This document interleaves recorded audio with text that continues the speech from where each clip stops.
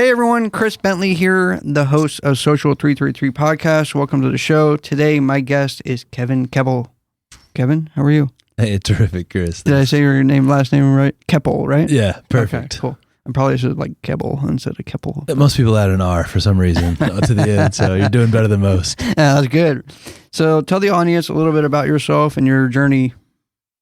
Yeah, absolutely. So, we were just talking about it. I'm from Dallas, but lived all over, but made it back home. And, like so many other people, I've trying to figure out what I want to do with my life for a long time. And I remember even in college, like I sat down with my advisor. I'm like, man, I can't wait till she tells me what I'm going to be when I grow up. And she looked at me. She's like, what do you want to study? I'm like, oh my God, I thought you were going to tell me. And I ended up studying entrepreneurship because I knew I probably needed to work for myself. I don't really like being told what to do. And I worked in finance for a number of years, had a lot of success. I was winning and had a good mentor and all that good stuff. But I was really disconnected, burned out, miserable. And fortunately, I had the wherewithal to get a good business coach and help me understand that, my strengths weren't being utilized. And that's probably why I was disengaged. And long story short, I switched over to executive coaching. I worked for a multi-billion-dollar corporation for a few years as a national sales and leadership coach and trainer. I loved it. I started my own company about 7 years ago and haven't looked back since, and get to help leaders and teams every day align with their excellence, get better results, create great cultures.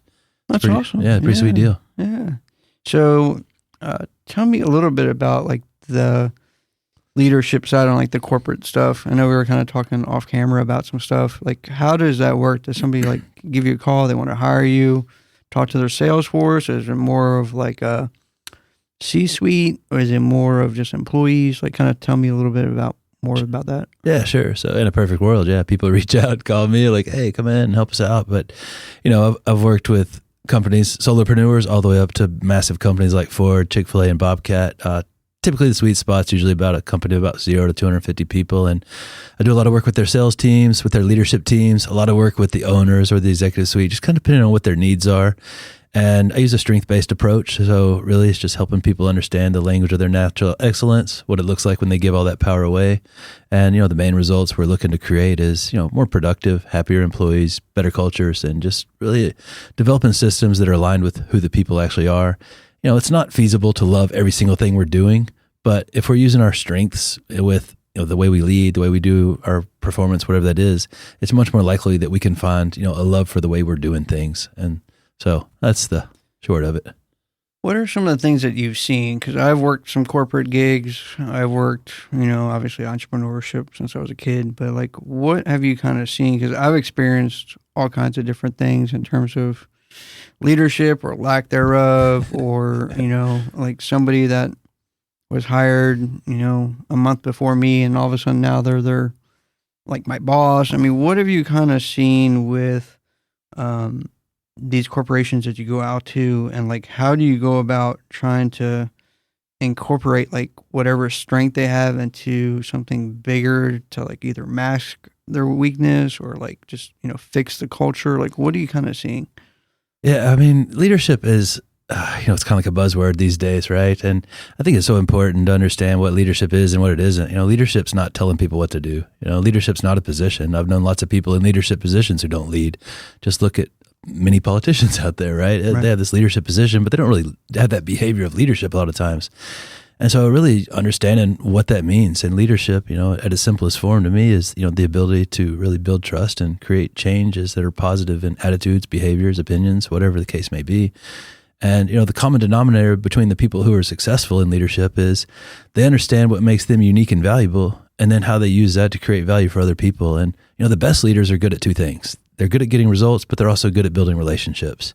Because if I'm really good at building relationships, but I can't get results, like that's not very helpful. And then if I'm really competent and can get results, but I don't build relationships well, then I'm like kind of cold and distant. And so when I have both of those kind of relationships and results pieces high, that's charismatic leadership, that's effective leadership, and, the kind of leadership people want to follow. And, the highest form of leadership, going to John Maxwell, right? 5 levels of leadership is when you're a leader that builds leaders behind you. And like, those are the most powerful cultures I've seen. And that's what the goal always is. How do we just develop this culture of leadership where it's the next man up? And, nobody needs a title to lead. Yeah, that's kind of what I was kind of going into, like with some of the mistakes that I've seen, or some of the mistakes that like leaders do. Like I consider myself like a born leader because I've always been that way. Like I've never been the person to follow or anything like that. What is it that you go into a team, they're struggling?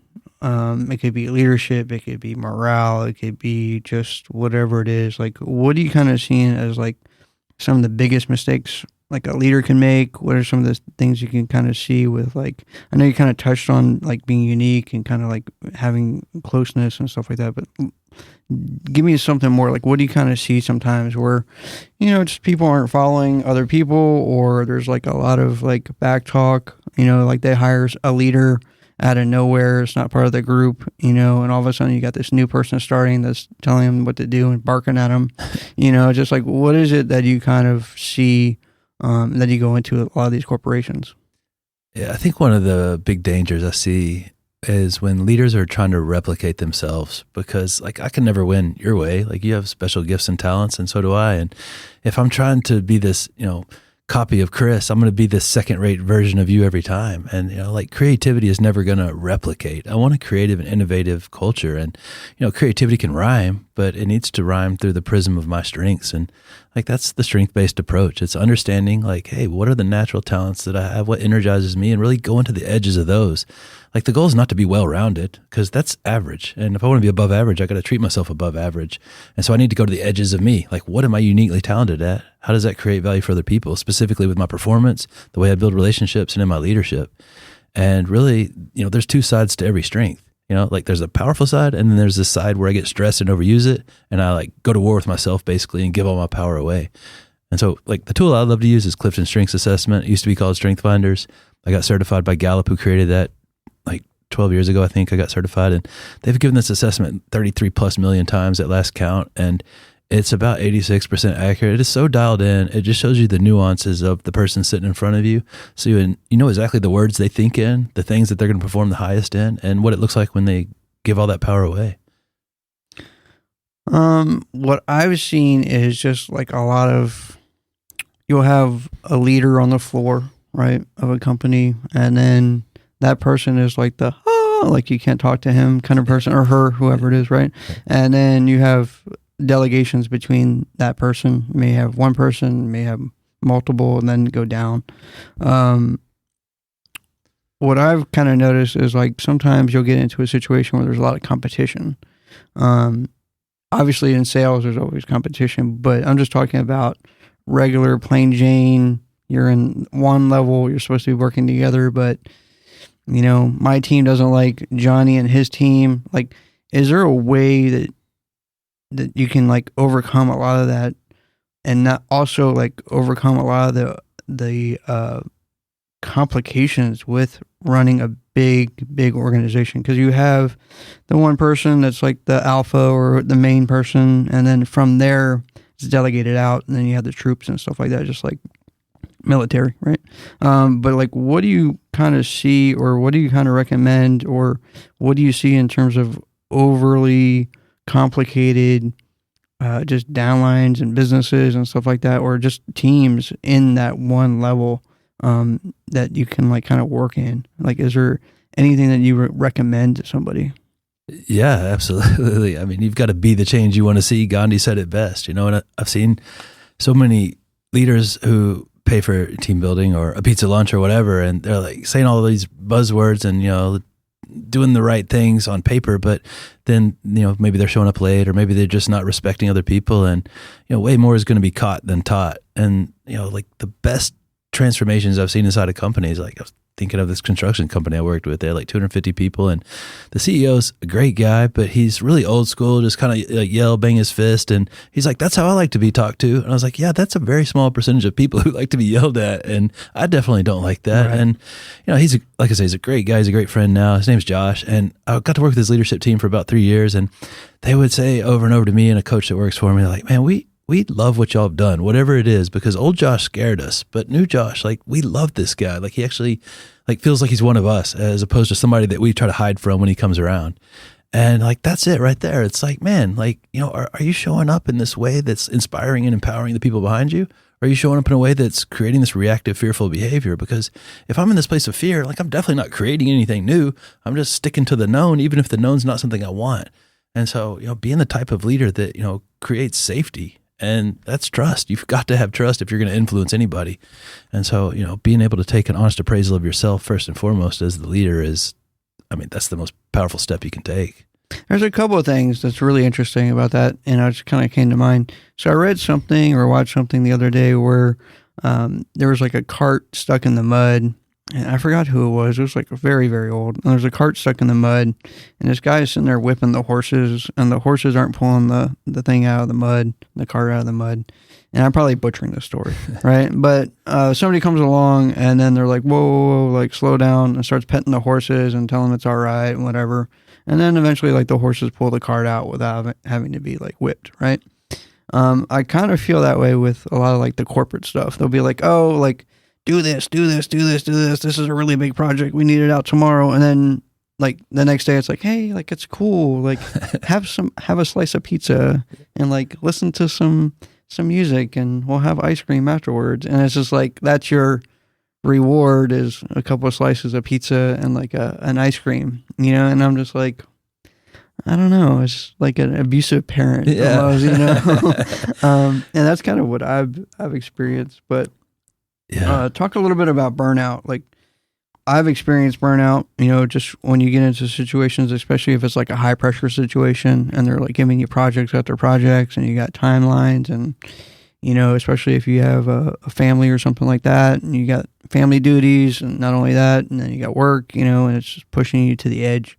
Talk a little bit about burnout and like just disengagement from people and employees, employees doing pretty much just what you said, like, hey, look, like, I got this person rapping on me all day long. I'm just going to do the basic thing. All I have to do is do my 8 hours or whatever, just finish this project. Doesn't need any bells and whistles. As long as it's done, I'm out the door. Talk a little bit about that. Yeah, and there's a lot in there. Well, I think burnout alone is a buzzword these days. It gets said so much, and whatever's familiar is what gets ignored, right? That's why we ignore our spouses or whatever, because they're familiar, and it's not because we don't love them and value them. But, burnout's really important to be aware of, because it's like this very slow creep that ends with a tidal wave. Like, you don't feel it coming, and you said you've been there, I've been there, and then all of a sudden you're like, I don't have energy to do anything. Nothing seems fun anymore. Like, colors don't even look colorful. Everything looks black and white, dull and boring and heavy. And man, usually burnout occurs from, this redundant disconnection from whatever it is you're doing. And so I think it's really important, no matter like what we're doing, to be able to answer two questions. It's like, what do you want and why do you want it? It sounds so simple, but it's not. Like, Da Vinci had it best when he said simplicity is the ultimate sophistication. And so, like, if I don't know what I want, how in the world would I know if I even got it? And then the why is like my purpose. And like, that's the whole intrinsic motivational stack. If you've ever studied Daniel Pink and internal motivation, it's, curiosity, passion, purpose, autonomy, and mastery. And when we stack those 5 things, we're incredibly driven naturally internally, because nothing external is lasting as far as motivation. That's why when I worked in finance, I got a check for like $20,000 once, which was a big check. Like, not like a big check like I won the Masters, but like a direct deposit, And I remember thinking, oh my God, if this was $200,000, like, that'd be sweet, but like, I wouldn't be excited. Like, this isn't what I want. Like, $2 million isn't going to make me happy. It'll solve a lot of problems, but there was no internal attachment to that. That was an external motivator. And so I got curious, started working with a coach, like I said earlier, like, what am I passionate about? That's my strengths. And so understand, like, how can I use that to create value for other people? That's my purpose. And then autonomy, like, how does this create freedom for me and other people? In mastery, like, how do I get better at this? Like, even thinking about it right now, like, I feel more driven, and I love just asking questions like, what do you want? Why do you want it? Like, that is the pathway to getting like driven, motivated, energized. And, our natural strengths are our sources of natural energy too. And the more aligned you can develop your days, weeks, lives around your strengths, like, the more energy you're going to have, the more connected you're going to feel, and the better results you're going to get for everybody. Yeah, I had one of those moments probably about a week or so ago where it just got to the point where I just wasn't motivated. Like, I'd wake up, everything was black and white. It was like the same thing over and over again. I was like, you know what? Like, I hate to say it, but like, let me just go get a job, and like, I get off of work at 5 and go get my workout in, be done by 7, ready to go eat some dinner, and prepare for the next day, and somehow, some way, like, save my $80,000 and I'm going to make a year, which is probably going to be, 60 minus with taxes and all that stuff, right? And like, I'll just, live a very small life, and at least I'll be like happy, right? And I was like, no. And like one day I just woke up and I was like, there's no way, like I would just be miserable, even worse than I am now. And that's kind of going back to like what you were saying, where you have to go back and figure out like, what is it? Why am I doing this? Like, what is it? Like the very, very root, what is it that I really want? It's not the cars, it's not the houses, it's not the money, it's not, because all that stuff, like, it comes and goes. Yeah. But like, you got to find really what you want. Yeah. What it is. Talk about like the one principle or lesson that you found with successful teams. Like, what is it that you found that like really gets them to like their peak performance? Yeah, that's a fantastic question, because I'm always looking like, what's the common denominator between the people who are crushing it? Because if they're all doing this one thing, there's probably something there. Or, what's the common denominator between all the teams who are struggling? But like the one thing that I see over and over again from high performers, regardless of if it's an ER nurse or a teacher or a corporate executive, it doesn't matter. The people who are the happiest and most successful are the ones who have like designed their life around flow. And that's kind of what I was just talking about, that intrinsic stack. And the only place you're going to find flow is when you're in this place that's aligned with your natural talents. And so in a way that you're getting to use those on a daily basis in the service of others in some way. And the more aligned you are with that, like the happier you're going to be, the better culture you're going to have, because people are energized and connected, and like it becomes this self-fulfilling prophecy. Because if you're my leader and I see you growing and crushing it and aligned, like that teaches me that's good, and that's what I want to do. And I started doing that, and the other people around me started doing that. And we're much more cohesive if we're all aligned with what we do best, as opposed to we're all trying to be everything to everyone, because we're constantly going to fail. If I'm comparing myself to other people constantly, Teddy Roosevelt said it best, right? Comparison is the thief of joy. It's like, comparing yourself to other people, comparing yourself to who do you think you should be or shouldn't be. Like none of that matters. Like, God created you in a very unique way, and like that is your superpower, whatever that is. But that's scary for a lot of people, because if I truly go to the edges of me, what happens? Like nobody's ever seen this version of a human before, and I'm probably going to get judged, because people judge what they don't understand. It's like the iPhone. The first time I saw that, I'm like, man, that's stupid. There's no buttons on that thing. I'll never use that. And like 8 iPhones later, or however many I've had, but like it's okay. Like I hope I'm getting judged, because that means I'm doing something unique and I'm standing out and I'm owning my truth. What do you really see with like leadership? Is there like any myths with leadership? Anything with team building? Like, is there anything that maybe like buzzwords, videos that you've seen? Because there's a ton of stuff out there for leadership, like a ton. And like, I hate to bring my sister always in this conversation, but my sister is not a born leader. And I hate to put my sister down. I don't want to say she ever will be, but like it takes a certain kind of person to be a leader, in my opinion. What is it that you really see as like some myths or some things that you really like to see like debunked about leadership or growing teams, stuff like that? Yeah, I think, immediately when you asked that, I started thinking about the hustle culture. It's like, more effort, more hours, more grind. That's how you're successful. Like if that was true, like the busiest person I know would be the most successful, which is not the case. It doesn't mean we don't need to work hard, but we need to work with intention and alignment with authenticity. Like that's how you win at a high level. And I don't have to be busy to be productive. And I think that's probably the big myth. And, like there's some natural strengths that can lend to that. Like one of the strengths on Strength Finders is achiever. And that's the most common statistically to be in the top 5. And so I've worked with a ton of achievers, and it's always the case. If they're stressed, if they're burnout, they're really, really busy, but they're not being productive. And usually the busy is some sort of resistance. They're like avoiding the thing that would actually move the needle to do all this other stuff. So it looks like they're doing a good job, but it's all just fluff, and they're just wasting time, wasting energy. So I think it's just really important. Again, what do you want? Why do you want it? One of the biggest things I've seen as a leader, and I've had multiple companies, multiple teams, stuff like that, or a couple of things, honestly, but like one of the first things I see is that you can't duplicate yourself, really. I mean, I can't hire you today and then bring you on, train you, and expect you to be me in a mirror image. It isn't going to happen. There may be somebody out there that is the same or better than me that I could do that with, and I'm not putting you down. It's just, there isn't like the same. So what you have to do is like really take other people's strengths, like you were saying earlier, and kind of like use that to help them gain confidence.